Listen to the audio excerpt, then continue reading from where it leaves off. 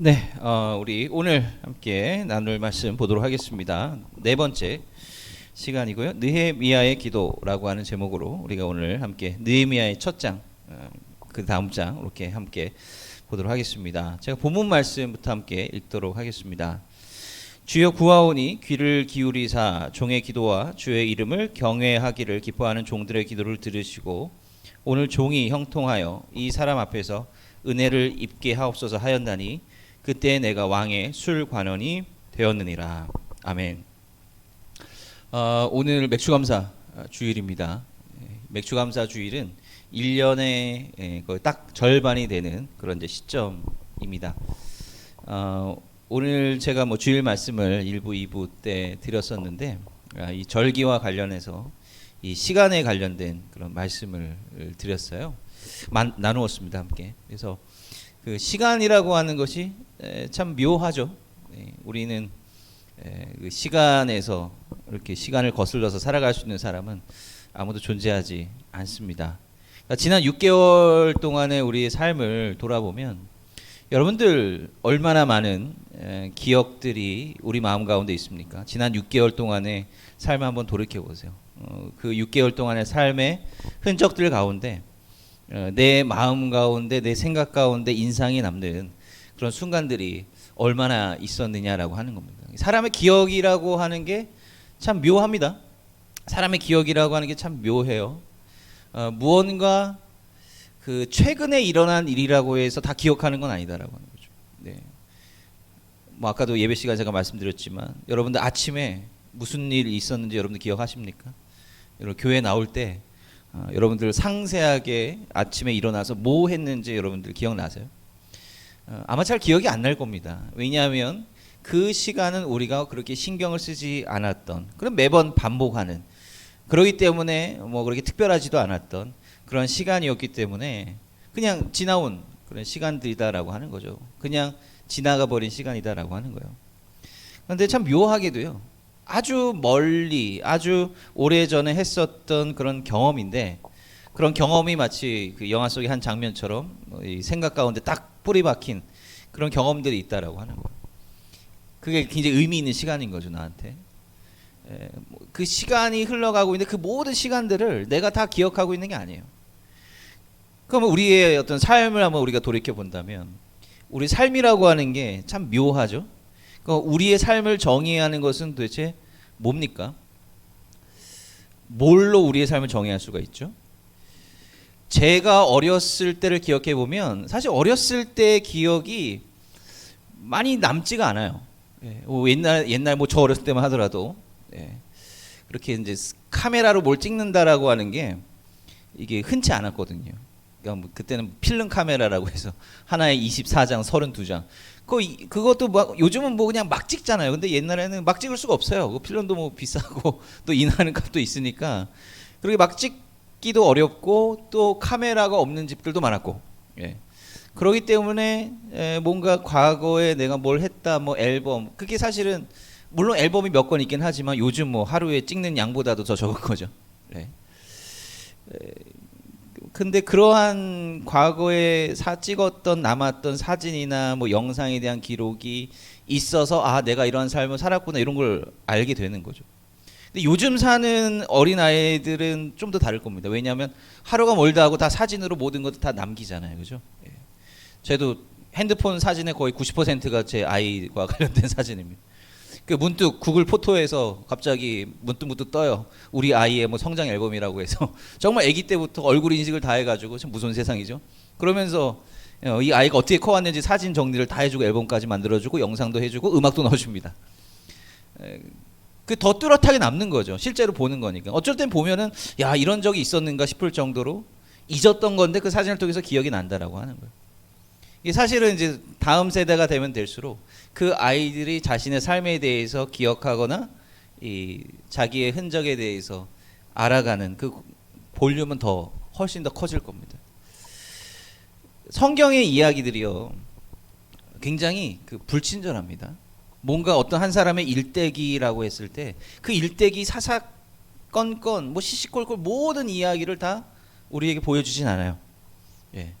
예를 들면 우리가 느헤미야 말씀을 나누고 있는데 느헤미야가 갑자기 페르시아의 고위 관료로 딱 나타나거든요. 고위 관료가 되기 전에 그럼 어떠한 삶을 살았는가?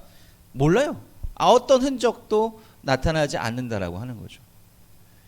그러니까 성경이라고 하는 것은 우리가 읽을 때 뭔가 좀 불친절하고 굉장히 분절되어 있는 이야기들의 연속이다라고 하는 느낌을 느끼는데, 결국 성경에 남는 이야기는 뭐냐면 어떠한 사람들의 인생 가운데 중요한 어떻게 보면 그 사람들에게 있어서 인생에 있어서 가장 의미 있는 순간들만 이 성경의 기록으로 하나님의 말씀을 통해서 남았다라고 하는 것입니다. 아까 뭐 구글 포토 사진으로 남기는 거 이런 얘기를 했는데 어쩌면 어떠한 측면에서는 제가 저의 인생에 대해서 알아가는 것보다 그 다음 세대들이 자기의 인생의 의미가 무엇이고 자기가 어떠한 삶을 살아왔는지 더 혼동될 수 있는 가능성이 더 많이 있어요. 왜? 자료들이 너무 많거든요. 자료들의 홍수예요. 모든 순간순간 사진이나 영상이 다 남아있어요. 그 가운데서 내가 어떠한 삶을 살아왔고 어떠한 성격을 가지고 있고 어떻게 내 삶을 살아왔을까, 이것을 찾고 분류하고 하는 것은 더 어려울 수가 있다라고 하는 겁니다. 오히려 더 많은 데이터의 홍수 때문에 우리가 우리 자신에 대해서 더 모를 수가 있다고요. 근데 사람의 기억, 인상에 딱 남는 그러한 내 인생의 몇 장면들이 내 삶의 굉장히 중요한 부분을 차지하고 있음을 우리는 깨달아야 된다라고 하는 겁니다. 내 삶에 있어서 정말로 내 오늘날의 나를 만들기 위한 그 내 삶의 과거의 장면들이 무엇인가, 그것을 우리가 마음속에 좀 깨달아야 되는 것이고요. 그리고 앞으로의 삶도 마찬가지죠. 내가 앞으로의 삶을 의미 있게 살아가기 위해서 지금 이 순간을 내가 어떻게 선용하고 활용해야 될 것인가를 우리가 분명히 깨달아야 된다라고 하는 것입니다. 사진으로 남긴다고 해서 내 인생의 의미가 정리되고 저절로 생겨나는 것은 아니다라고 하는 것이죠. 우리가 아이러니하게도 살아갈 수 있는 시간은요, 바로 지금 이 순간밖에 없어요. 물론 내일의 삶도 있고 내일 모레의 삶도 있지만 누가 알겠습니까? 그리고 지금 당장 내가 내일 모레 이런 삶을 내가 어찌 할 수 있는 게 아니잖아요. 내일이면 모든 것이 다 잘 될 것 같고, 내가 내일이면 모든 것이 오늘 안 풀리는 일도 내일이 되면 뭔가 잘 풀릴 것 같은 그런 착각 가운데 살면서 우리는 모든 것들을 미루지만, 그러나 그렇게 되지 않는다라고 하는 것을 우리는 다 알고 있지 않습니까? 내가 변화되기로 결심하고 내가 하나님의 뜻대로 살기로 결단했다라고 한다면 바로 지금 이 순간밖에 없다라고 하는 겁니다. 그것이 나에게 주어진 중요한 인생의 타이밍을 잡는 방식이다라고 하는 거예요. 느헤미야의 이야기로부터 시작을 합니다.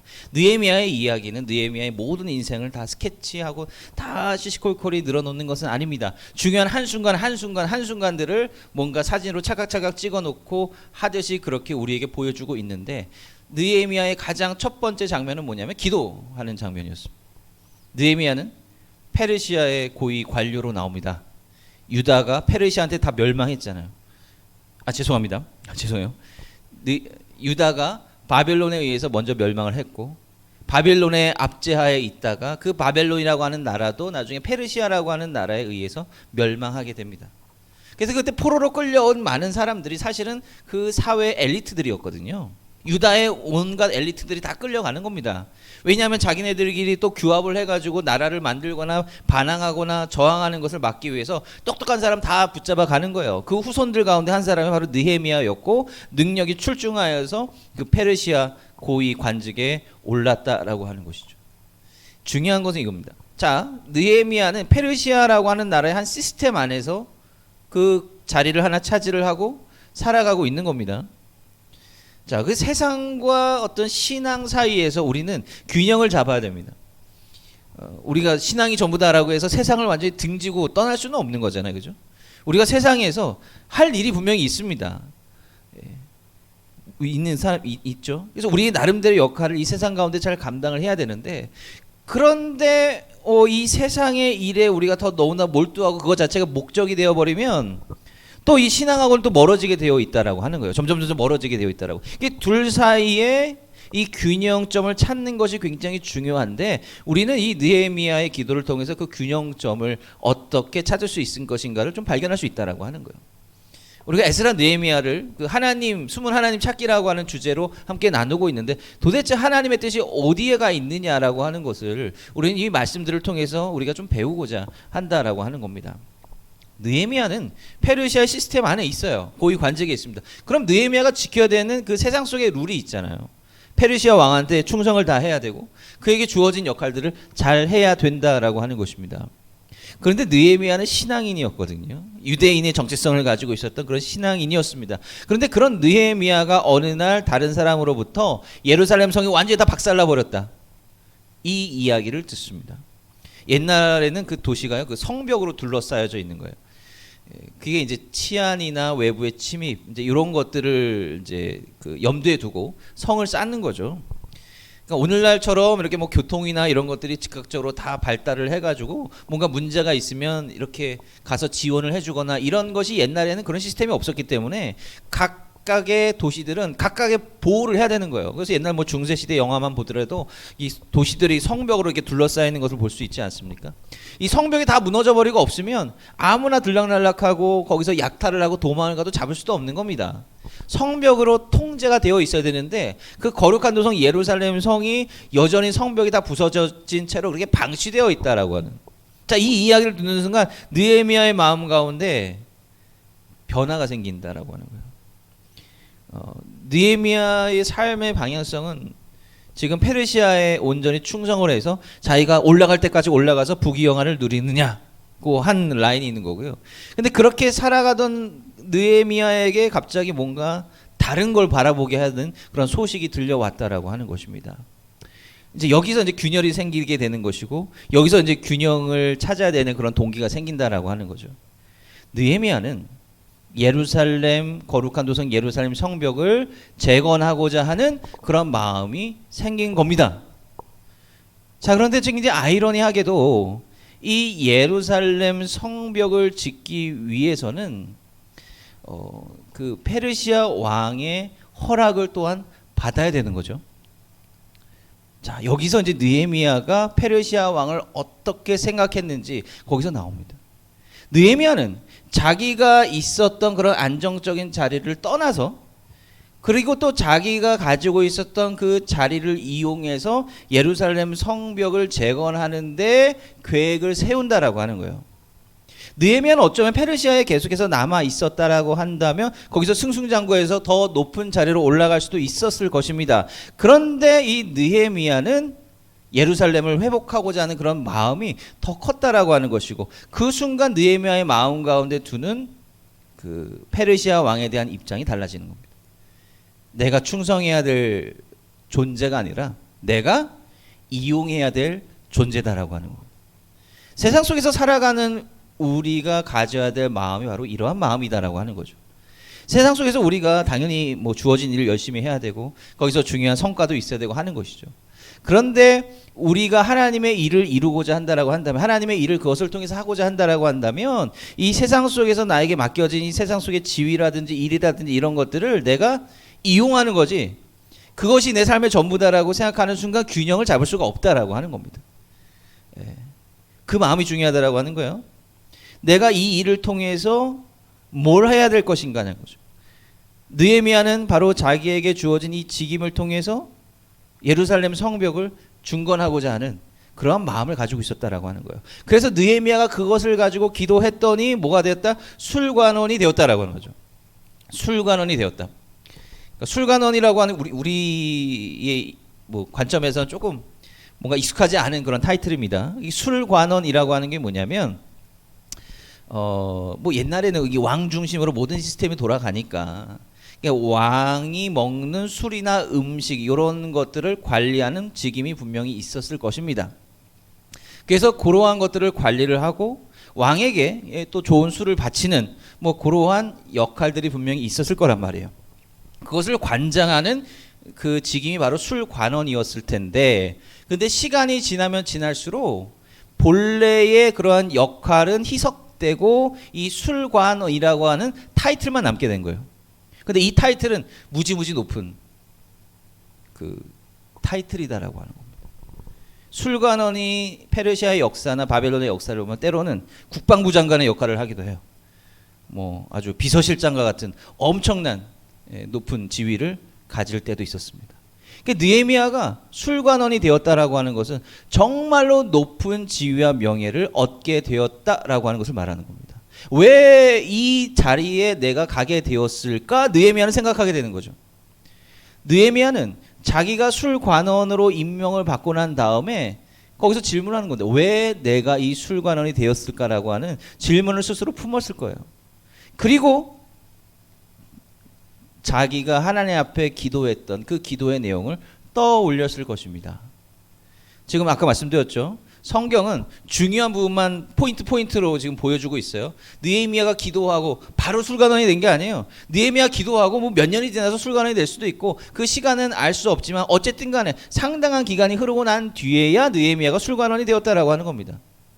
그러니까 느헤미야가 자기가 기도했던 그 순간이 자신의 인생에 있어서 굉장히 중요한 순간이라 생각하지 않고 그것을 다 잊어버렸다라고 한다면 연결이 안 되겠죠. 근데 느헤미야는 자기가 기도하고 간구했던 그 중요한 순간을 기억하고 자신의 인생에 있어서 의미 있는 그 순간으로 기억을 하고 그것이 내가 술관원이 된 것과 연관성이 있는 거구나. 하나님께서 나의 기도에 뭔가 응답하여 주시려고 하는구나를 연결시켰다라고 하는. 이게 중요한 건 우리가 진짜 그걸 기억하고 있느냐라고 하는 거예요. 여러분들 무엇을 위해서 기도하고 있습니까? 여러분 무엇을 위해서 기도하고 있죠? 여러분들이 기도하고 있는 그 무언가가 분명히 있을 것인데 그런데 기도해서 응답을 받는 건 시간이 걸릴 수 있어요. 근데 중요한 건 뭐냐면 하나님께서 그 기도가 합당하다라고 생각하시면 하나님께서 그것을 분명히 언제고 이루어 주실 텐데 정작 이루어 주실 때 내가 그것을 까먹어버린다면 그렇게 의미 있는 시간으로 생각하지 않고 내가 그것을 다 까먹어버리고 다 흘려보낸 시간이라고 되어버린다라고 한다면 연관이 안 되는 거죠. 그럼 어떻게 되겠어요? 내가 하나님의 뜻을 이루지 못하는 거죠.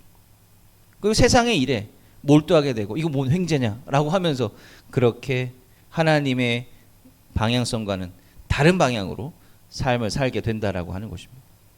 이게 중요합니다. 우리가 신앙의 결단을 한다라고 한다면 우리가 기도한다라고 한다면 우리가 기도하고 신앙적으로 결단했다라고 하는 그 순간을 우리 마음 가운데 사진을 찍어서 우리 마음 가운데 새겨놓고 중요하게 기억해 놓는 것이 굉장히 중요하다라고 하는 겁니다. 기억하지 못하면 우리는 그 응답이 와도 응답인지 모른다라고 하는 거죠. 느헤미야는 바로 이 자신이 기도하고 응답받았던 이 순간을 연결할 줄 아는 그러한 기억을 그 마음 가운데 품고 있었다라고 하는 겁니다.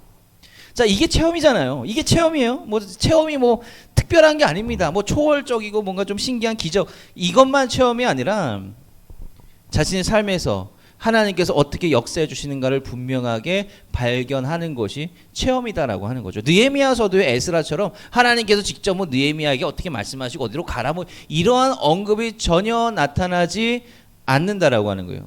느헤미야도 우리가 다를 바가 없어요. 느헤미야는 뭐 성직자도 아니었고 정치인이었고 세상적인 사람이었어요. 그런데 그가 어떻게 하나님의 뜻을 알 수 있었겠느냐라고 하는 거예요. 우리의 상황과 크게 다르지 않는다라고 하는 거예요. 느헤미야 기도했을 때 뭐 하나님께서 기적을 일으키시거나 그런 건 전혀 없습니다. 느헤미야는 자신의 삶에서 목도하는 그런 일들을 통해서 하나님을 더듬더듬 찾아 나서기 시작했다라고 하는 거죠. 그러면서 두 번째 장면은 무엇입니까? 느헤미야 2장에 보면 느헤미야가 예루살렘에 도착해 있습니다. 뭔가 기도하고 뭔가 응답이 있는 것 같아요. 그래서 왕에게 자신의 생각을 이야기를 하고 또 왕이 흔쾌히 그것을 허락을 해서 예루살렘으로 왔습니다. 예루살렘 성벽을 중건을 해야 되는 거잖아요. 그죠? 그러면은 느헤미야의 마음 가운데 누구를 신뢰하는 마음이 있어야겠느냐라고 하는 거죠. 자칫하면 이 예루살렘 성벽을 중건하는 사이에 뭔가 오해를 만들 수도 있습니다.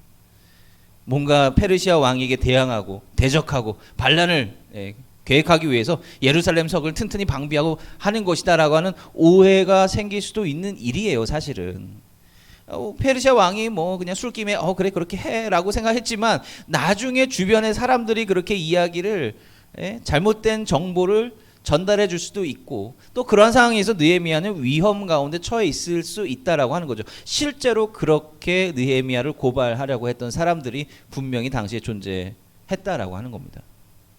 느헤미야는 이런 가진 어려움들을 가지고 예루살렘을 향하는 건데, 그러나 느헤미야가 그 앞에 도사리고 있는 그런 위험을 감수하고서라도 예루살렘으로 갔었던 이유가 뭐냐면 느헤미야가 페르시아 왕을 믿었기 때문이 아닙니다.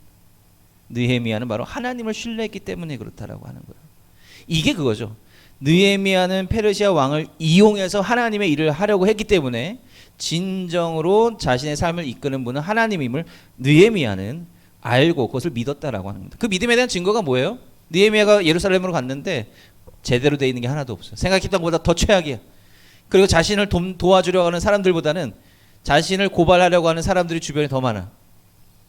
그럼에도 불구하고 그러한 상황 가운데 느헤미야는 하나님께서 그 뜻을 이루어 주실 것이라고 하는 확신을 가지고 있었어요. 왜 확신을 가지죠? 우리가 확신을 갖는 이유는 뭡니까? 우리의 일상생활에서 우리가 확신을 갖는 이유는 뭐예요? 경험이 있으면 확신을 갖는 거예요. 경험이 있어요. 신앙적으로 확신을 가질 수 있는 이유는 뭡니까? 신앙적인 체험이 있으면 우리는 거기에 대한 확신을 가질 수 있다라고 하는 거예요. 그래서 신앙의 출발점은 우리가 나름대로 체험이 있어야 된다니까요. 체험은 뭐 이런 초월적인 체험이라기보다 아까 말씀드렸던 것처럼 우리의 삶 가운데서 하나님께서 은밀하게 어떻게 일하고 계시는가, 거기에 대한 나의 개인적인 체험과 감동이 있으면 그게 밑거름이 되어서 좀 더 나아가게 만든다라고 하는 것입니다. 우리가 느헤미야를 읽어가면서 이것을 좀 체험했으면 좋겠습니다. 우리 에스라서도 마찬가지고 비슷한 메시지를 우리에게 전달해 주고 있는 거예요. 느헤미야가 기도가 응답되었다고 해서 상황이 사실 좋아진 건 아무것도 없거든요. 하나님께서 인도하심을 느꼈다라고 해서 내 눈앞에 있는 상황이 갑자기 막 바뀌는 건 아니거든요. 똑같아요. 그러나 그 가운데서 확신을 갖고 행하는 것이 중요하다라고 하는 거죠. 이 상황을 어떻게 하나님께서 인도해 주실 것인가, 그것을 믿고 의지하는 것이 더 중요하다라고 하는 거예요.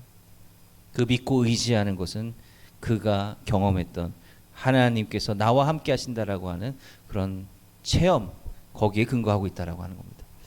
이번 한 주 살아가시면서 우리가 이러한 체험을 좀 했으면 좋겠습니다. 저도 마찬가지고 우리 모두가 마찬가지입니다. 우리가 오늘 1년의 절반 딱 좋잖아요. 시기가 딱 좋아요. 그죠? 우리가 앞으로 어떻게 살아가겠는가, 우리가 하나님 앞에 어떠한 삶을 결단해야 되는가, 참 좋은 시간 아닙니까? 하반기의 삶 동안 내가 하나님 앞에 이러이러하게 삶을 드리겠습니다 라고 우리가 기도하며 간구하면서 하반기를 시작했으면 좋겠습니다.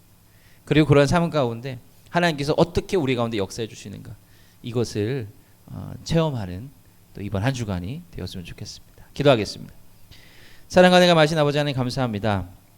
주님께서 우리에게 느헤미야라고 하는 사람의 그 신앙인의 모습을 통해서 또 하나님을 우리 삶 가운데 어떻게 체험할 수 있을까, 거기에 대한 메시지를 함께 나누게 하셔서 정말 감사드립니다. 시간은 계속해서 흘러가고 있습니다. 벌써 1년도 절반이 흘러갔습니다. 하나님, 지난 흘러간 시간 동안 우리는 얼마나 의미 있게 우리의 삶을 살았습니까? 그리고 앞으로 우리에게 주어진 그 시간을 어떻게 의미 있게 살아야 됩니까? 그런 지혜를 주시고 영적인 힘과 능력을 주셔서 이 세상에 우리의 관심을 몰두하는 것이 아니라 세상과 하나님의 뜻을 이루기 위한 그 사명 사이의 균형점을 잘 찾아서 세상을 이용하여, 세상을 통하여 하나님의 일을 이루어 나가는 저희들의 삶이 다 될 수 있도록 인도해 주시고, 특별히 우리들의 삶 가운데 하나님께서 은밀히 일하시고 있다라고 하는 것을 분명히 깨달아 알게 하여 주시옵소서. 예수님의 이름으로 감사하며 기도합니다. 아멘.